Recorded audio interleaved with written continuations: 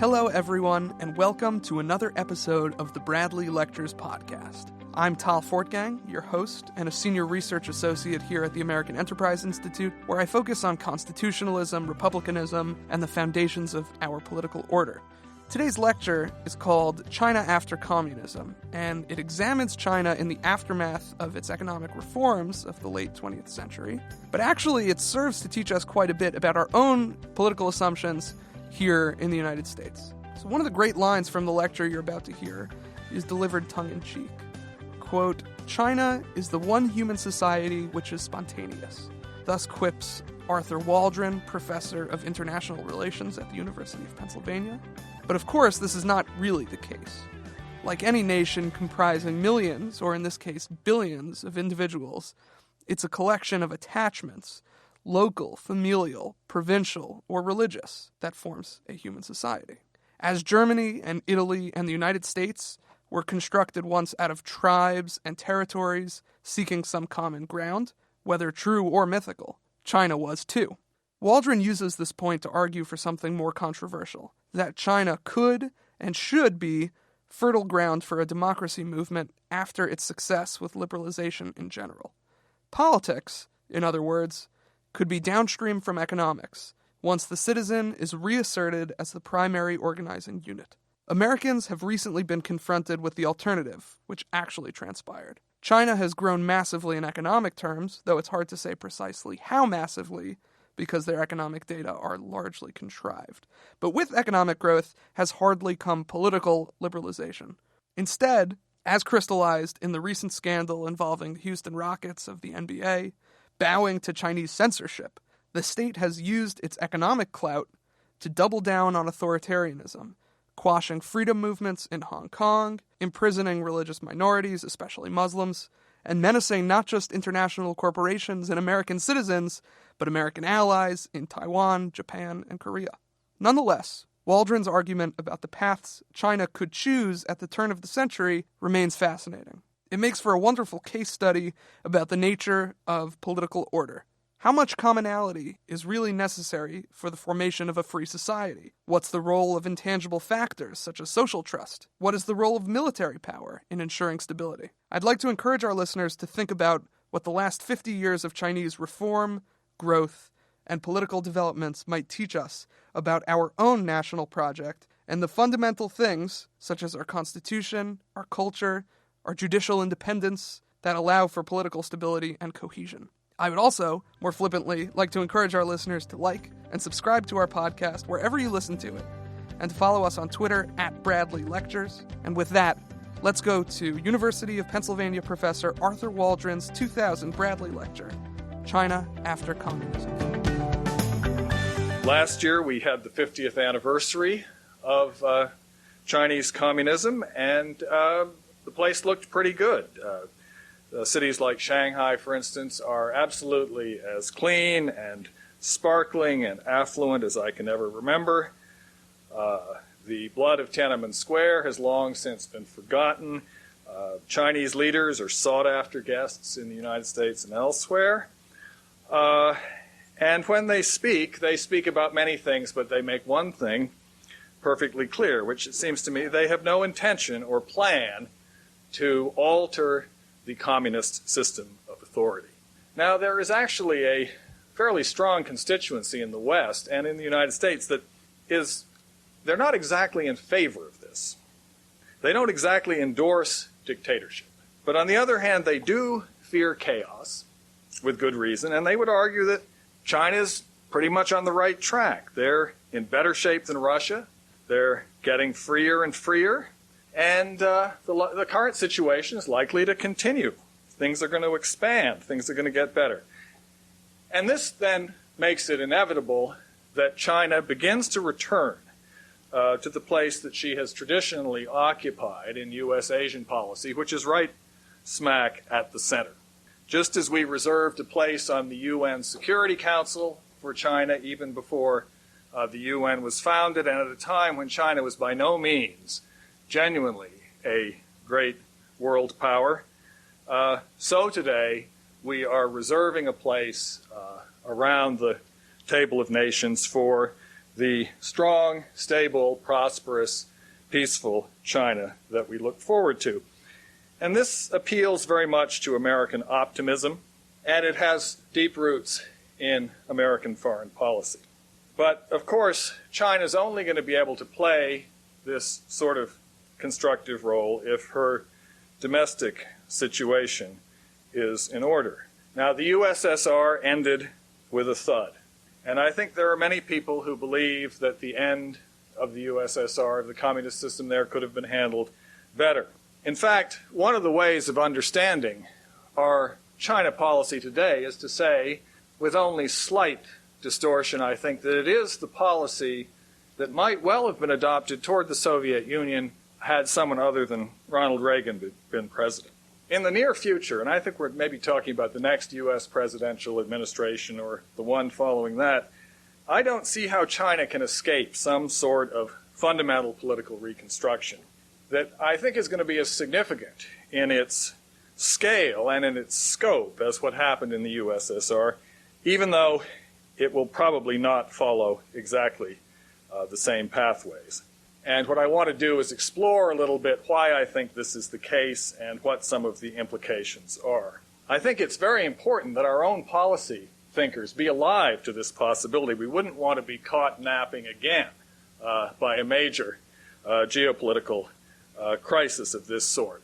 In particular, given the degree to which China is now directly involved in the international community, really in many ways much more than the old Soviet Union was, shocks which began in China could ramify quite substantially into areas such as international financial markets, where the Soviet experience didn't really have a tremendous effect.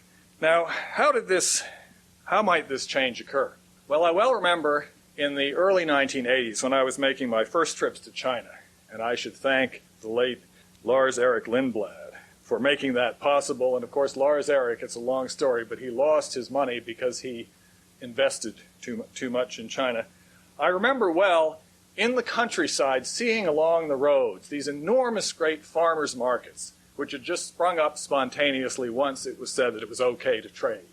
Miles and miles, every kind of little shop, people selling food, this and that, people looking for spouses, people having their hair cut, people having their fortunes told, without anybody planning it. This was quite spontaneous.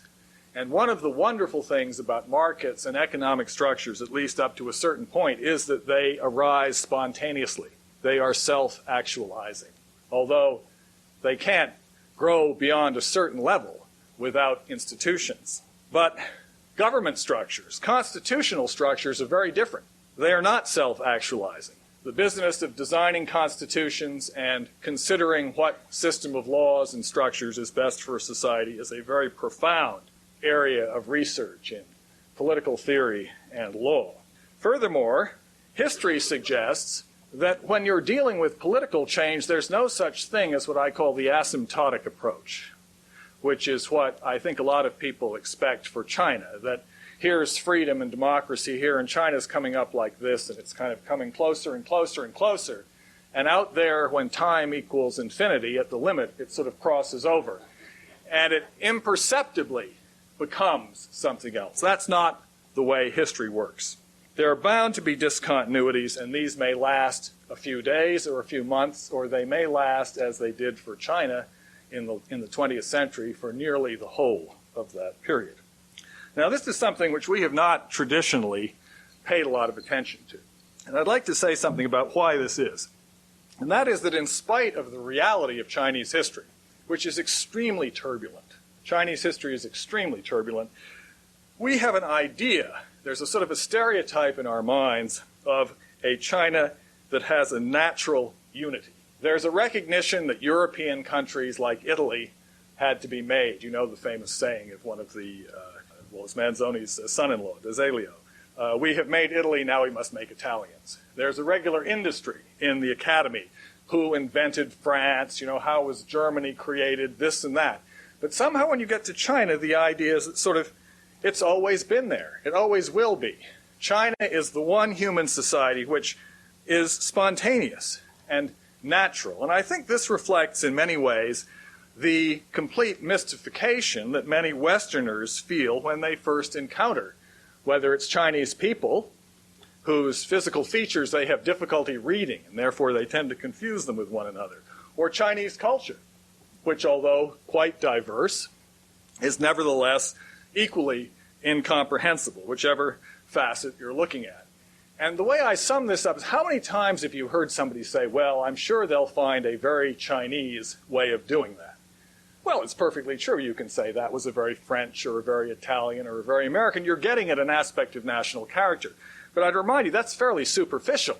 When it comes to things like how legal decisions are made, how prices are determined, what sort of medications are used, and so forth and so on, we long ago, I hope, have given up the idea that there is special physics or physiology, or for that matter, economics that somehow goes with China.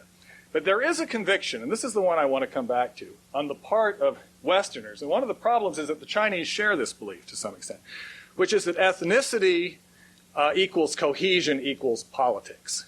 That just the fact that there's this great mass of people who seem, on first inspection, to be so similar indicates that they have a kind of a mysterious unity. And therefore, issues of cohesion and political structure and so forth that would come up if you were dealing with, say, Brits or Americans or Africans or you name it, somehow for China, no, just the fact that they're Chinese defines the whole thing.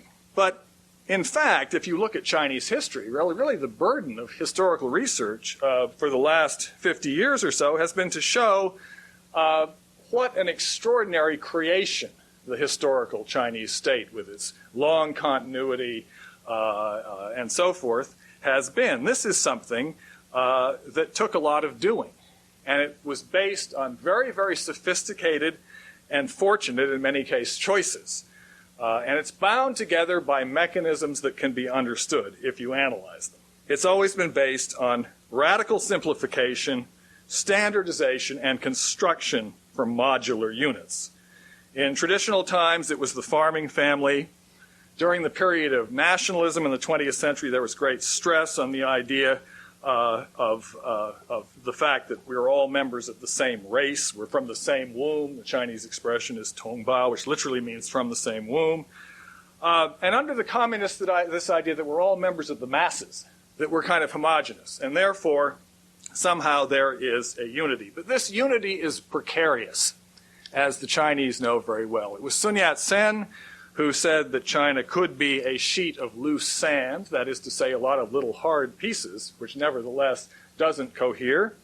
And my old colleague, Professor Dennis Twitchett, recalls a text which we've never been able to track down, perhaps from the Sung dynasty, talking about China as a wall of pebbles. A wall of pebbles. There was a very, very clear understanding in Chinese history of just how tricky all of this was. There are only two institutions in China which are genuinely go among the provinces. One is the military and the other is, of course, the Communist Party.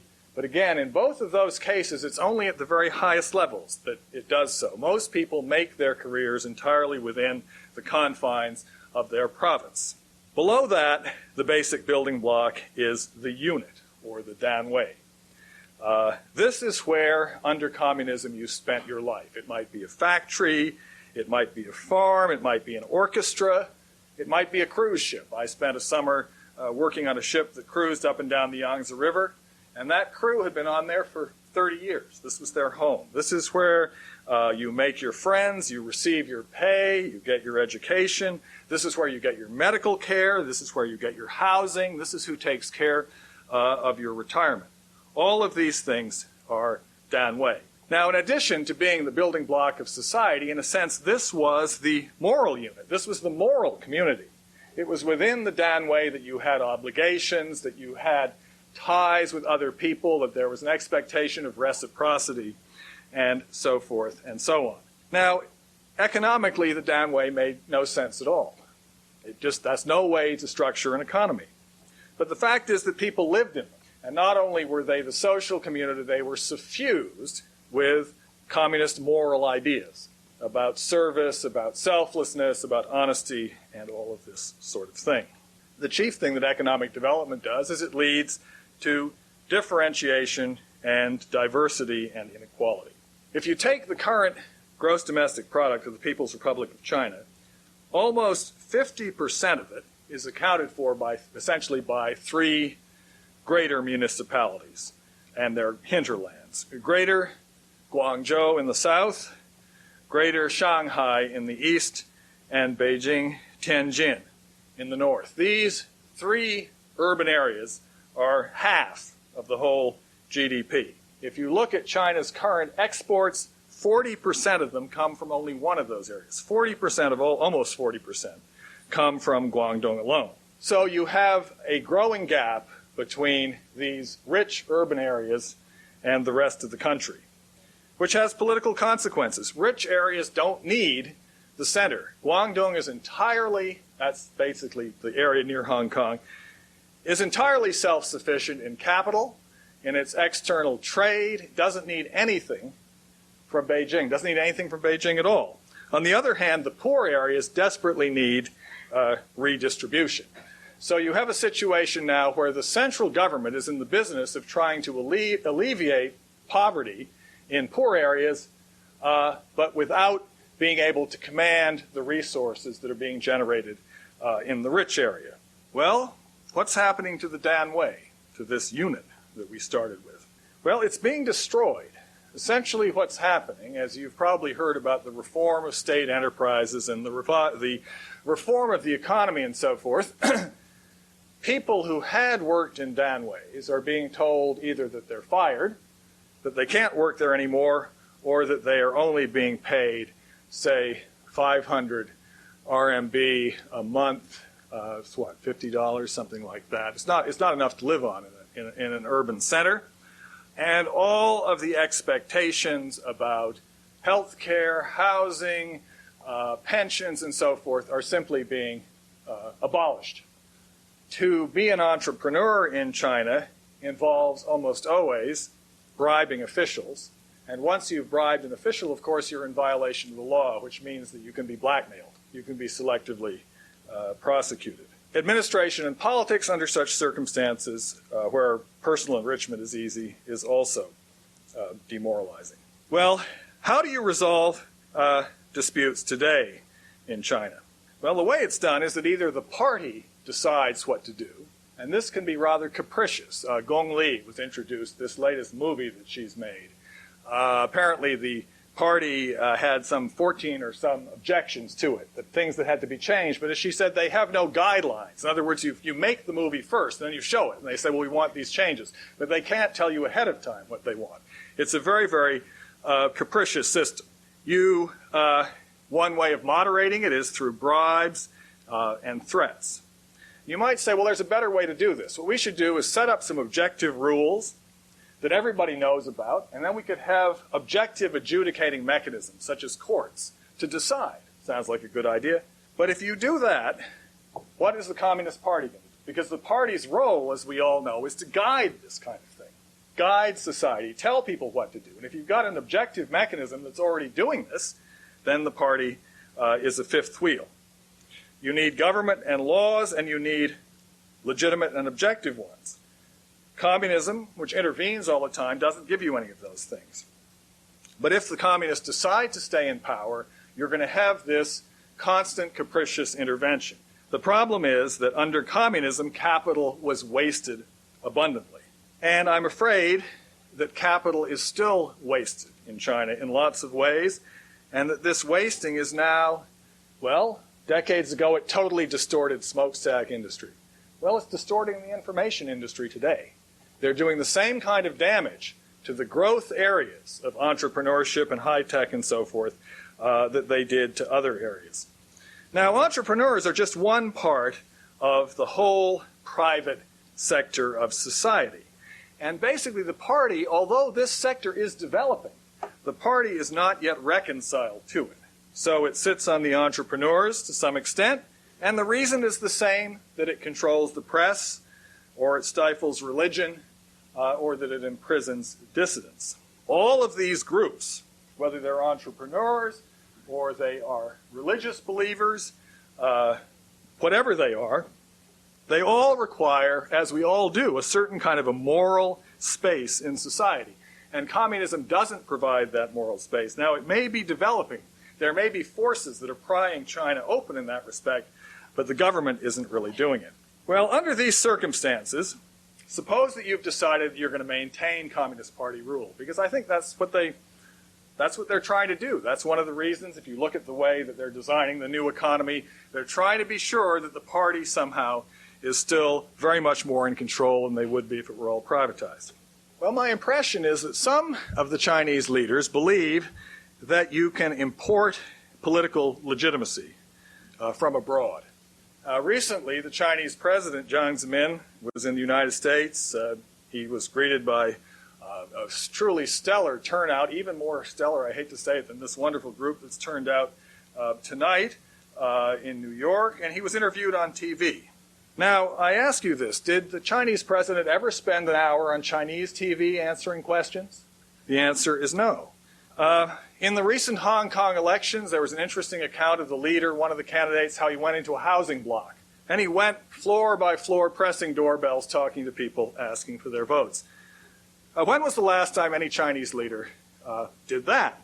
In the Taiwan election, James Sung reputedly visited every one of Taiwan's approximately 3,000 villages in pursuit of votes. And he came close second. Can anybody imagine a Chinese leader going from village to village to village, giving talks, kissing babies, you know? It's inconceivable.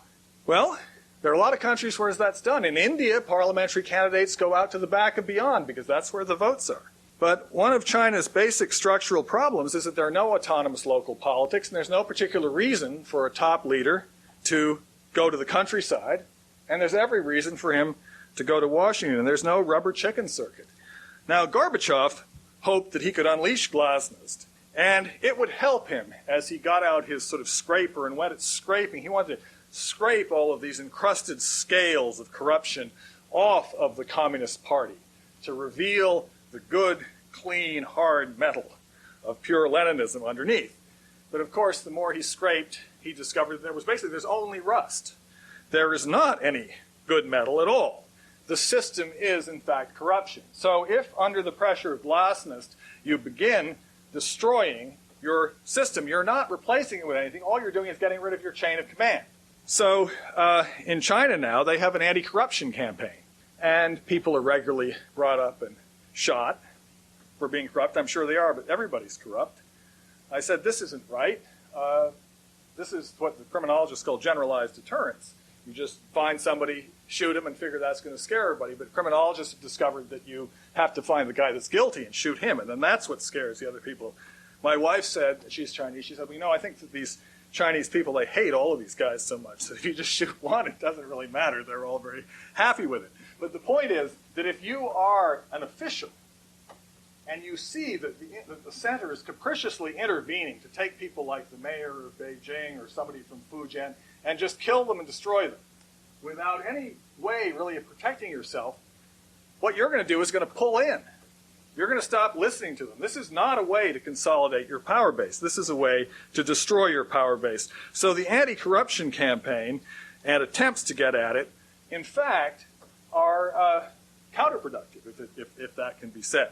In Hong Kong, you have all of the foundations in place for democracy. You have a free press, you have a very high level of education, you have affluence, you have long-established habits of voting, but the voting system is rigged. And even the people who succeed in getting elected under this rigged voting system have almost no influence at all on what the executive does. The real power doesn't come from below, it comes from Beijing to the governor whom they install, Mr. Dong Zhihua right now, Dong Zhenhua, and his popularity has been sinking. He now has 62% negatives. Now, what's going on here? The basic unit, what's the basic unit of a democracy? Well, the basic unit of a democracy is a citizen, a self-sufficient person, responsible, informed, and so forth. At least that's what we hope. Now, in Hong Kong, you've already got citizens. In China and in other areas like that, you either have them or you are making them. There's a lot, all of this change is producing citizens. They're rolling off, they're rolling out of the colleges, they're rolling out of the schools. There are hundreds of thousands of them. But what happens if you have citizens and you have no democracy for them to participate in? Well, it's like unemployment. This is the civic equivalent of unemployment. and it leads to tension. Well, it seems to me that really China right now faces three possibilities. The first is military rule. The second is disorder, and this disorder could either be sort of low-level kind of entropy, or it could be quite dangerous. And the third alternative is genuine political reform. Well, let me start with military rule. And I would say that actually we're not far from that right now. One of the most impressive new buildings in Beijing is the Central Military Commission. I saw it for the first time this summer. It's beautiful, great, big cube of a building with fine, you can't get close to it, but nice polished stone, a granite or something outside. Really, really first-rate building. And the story is that there's a huge suite of offices in there reserved for Jiang Zemin. And he has said that in the year 2003, he's going to give up the presidency, which is to say he's going to give up his position in the government. He's going to give up his job as general secretary, which is to say he's going to give up his position in the party, but he is going to stay on in the Central Military Commission. Well, what does this mean? What it means, of these three jobs, the most powerful and the most important one is not the party, not the government, it's the military. Furthermore, the ideology, which is very much stressed in China today, is not communism, it's very much nationalism. And that typically is the ideology of a military. They step in because they want to save the country. How could you get a formalized shift from party rule to straight military rule? I mentioned earlier this problem that arises of resolving disputes. Now, in business, disputes are resolved very largely by blackmail, bribes, hostage-taking, influence, threats, this and that. Now, what happens if the party itself cannot agree about what it's going to do? There's no mechanism for the party to decide what to do if there's a rigid disagreement, except to bring in the military. And this is what has happened repeatedly in Chinese history. Now, let me just say quickly, we in the West, being schooled in European sociology, tend to think of society as being divided horizontally. You've got an elite across the top, you've got a middle class, you've got an urban proletariat, you've got agriculture. It's a kind of a layer cake. And conflicts are between layers. You know, the proletarians are coming up in the city, but those reactionary peasants are coming in to hit them with pitchforks. I mean, that's the way we look at it. China has those layers, but I think that historically, in the last century, the politically significant splits have been vertical. China is about who's above you and who's below you, and you tend to get systems that the things tends to split down the middle. So you have certain members of the elite who are quarreling, and then they pull in other people, and they pull in other things. And next thing you know, you have a situation like the Chinese Civil War of 45-49. People said, well, Mao was the leader of a peasant army. It was true. But so was Chiang Kai-shek. As far as the social background of these contending forces, you cannot distinguish them. They're the same. They're not fighting about differences that are horizontal. They're fighting about vertical differences. This then brings me to the problem of disorder. Of course, it's alarmist to talk about a full civil war. I certainly don't expect it, and I hope it's not going to happen. But you could have a kind of, if you project current trends, you could have a kind of entropic breakdown. Right now, there's a kind of steady secular rise in things like social unrest, violence, criminality, corruption, and so forth. And all of this steadily weakens and erodes the party's ability to exercise any kind of control. Power begins to fall into the hands of thugs at the local level, and indeed at the national level. And occasionally you have attempts to lash out, but they don't really solve anything. And this kind of an environment, after a certain point, becomes bad for citizens and it becomes bad for development. What do we do in the United States if and when you begin to have something like this happen, whether it's fairly mild, just slippage, or whether it's more acute? When we begin to hear, instead of one voice from China, so we can say, well, we Americans, of course, have the most profound respect for the Chinese point of view, but instead you have several Chinese points of view being expressed, several different Chinese tugging on Superman's cape, saying, come and help me, and promising things, saying, if you get with me, I'll fix this for you, I'll fix that for you. Have we thought through what we would do under those circumstances? I would argue that we haven't really thought this one through yet, and one of the reasons is, in addition to just the sheer unpleasantness of this topic, is that because we have this belief in China's sort of natural order. We think of disorder as being an aberration. It's odd that all those little blue ants are sort of, swarming or whatever it is that they do. Maybe if we wait, they'll all get back and they'll just be carrying leaves and everything around the way they're supposed to. I mean, we have this sort of a stereotype. It's quite wrong, and it leads us consistently to underestimate the precariousness and the volatility of Chinese society. Over-centralization strains the system and leads to splits.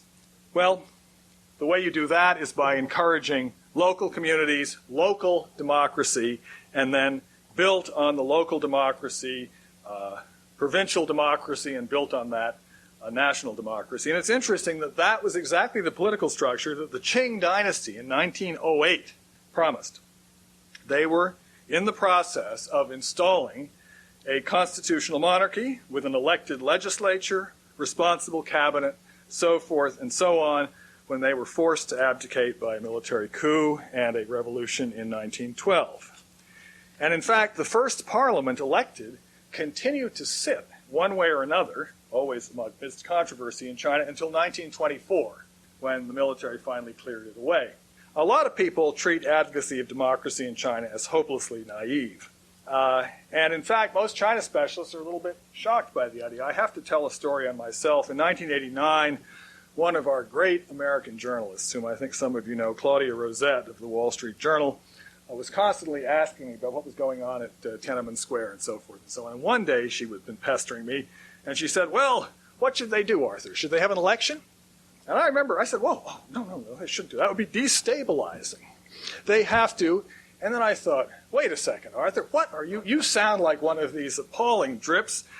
You're somebody who thinks of yourself as being in favor of human rights, democracy, liberty, so forth and so on. And here you're saying that you shouldn't have an election in China. Well, why exactly? Well, this was a very uncomfortable moment of self-revelation, and I want to thank Claudia for forcing it on me, because I think, in fact, the only way that China is going to create a viable political community under conditions of economic growth, modernization, and so forth, is by becoming a parliamentary democracy.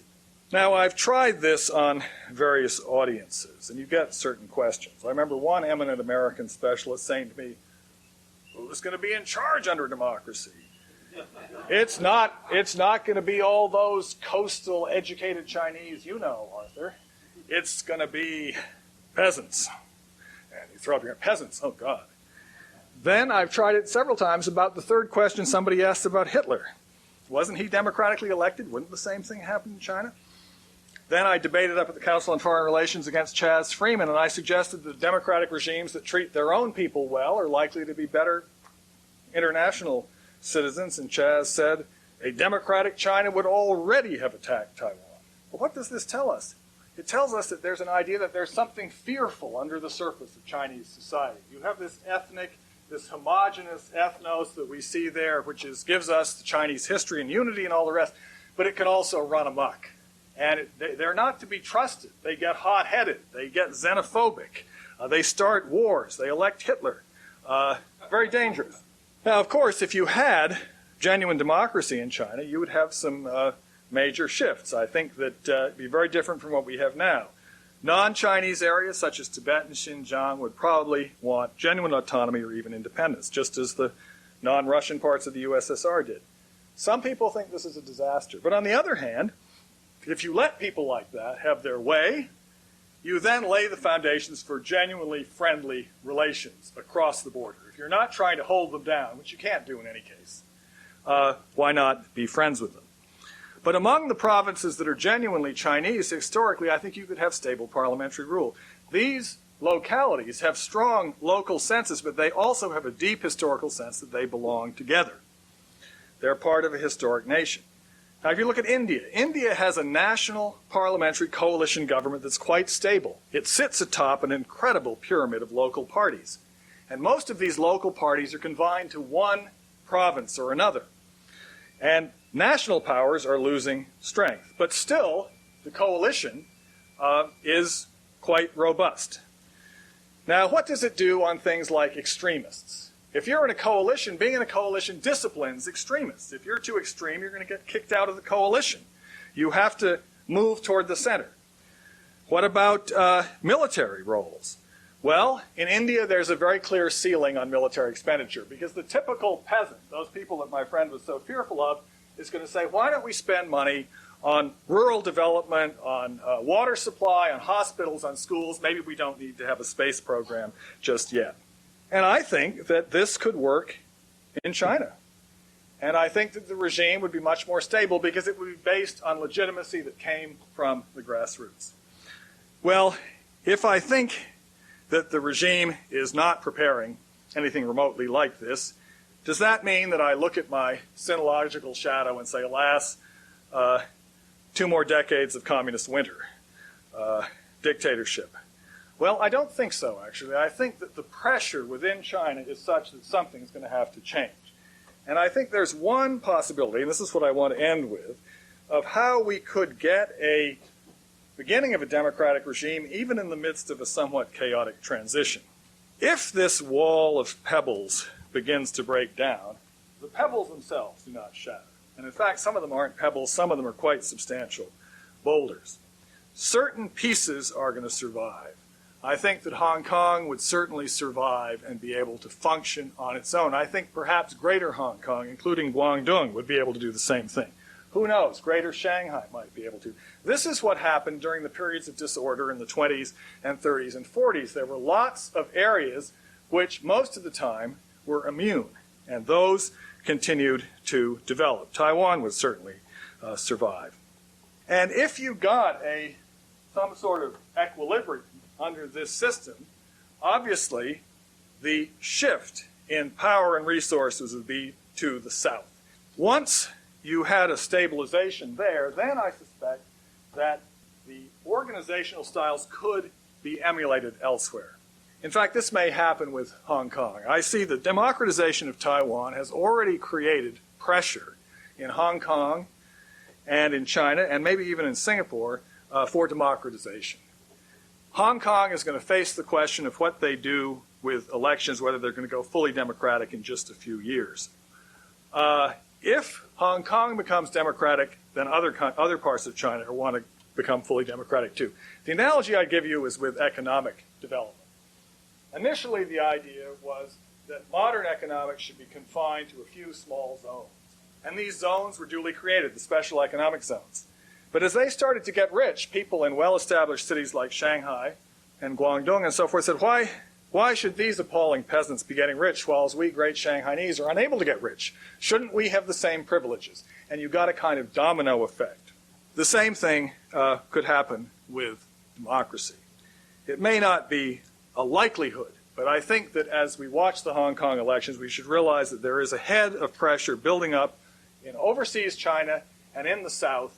And of course, that's exactly where the great transformative forces of 20th century Chinese history came from. We discount the ripple effects, and we discount the risks of building a structure in which we don't hedge against problems. The risk with China is that instead of being a solution, that it becomes a source of difficulties for the surrounding countries. Obviously, we should do what we can to foster positive developments in China. But we also have to be sure that we have faced squarely the risks that lie ahead, even the most severe risks, and that we have taken them into consideration and taken due provision against them. Because I believe that the hard part of China's transition from communism, and I believe China is transiting out of communism, the really hard part is just beginning, and I just hope we're prepared for it. Thank you for listening to the Bradley Lectures podcast from the American Enterprise Institute. The Bradley Lectures were given for more than a quarter century at AEI, thanks to the generous sponsorship of the Lined and Harry Bradley Foundation. AEI Senior Fellow Carlin Bowman and I hope you enjoy our revival of these lectures. If you do, please show your support by giving us a like and a comment and subscribing to our channel. And stay tuned for new episodes every other Monday as we bring the wisdom of the recent past to the most pressing issues of the present. Thanks for listening, and we hope you'll join us again next time on the Bradley Lectures podcast.